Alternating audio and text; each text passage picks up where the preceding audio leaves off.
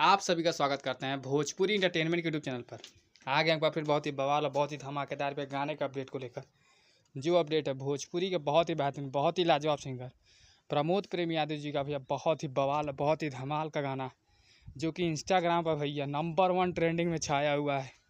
Finally उस गाने की भैया वीडियो सॉन्ग को रिलीज़ कर दिया गया है। जैसा कि आप सभी लोग स्क्रीन पर देख पा रहे होंगे, जिस बेहतरीन और लाजवाब गाने का भैया नाम है परी लागेलू। ये गाना भैया इंस्टाग्राम के नंबर 1 ट्रेंडिंग पर भैया राज कर रहा है। इस पर अभी तक 3.5 लाख से भी ज़्यादा रील बनाए जा चुके हैं भैया। तो इस गाने को भैया रिलीज़ कर दिया गया प्रमोद प्रेमी इंटरटेनमेंट के ऑफिशियल चैनल पर।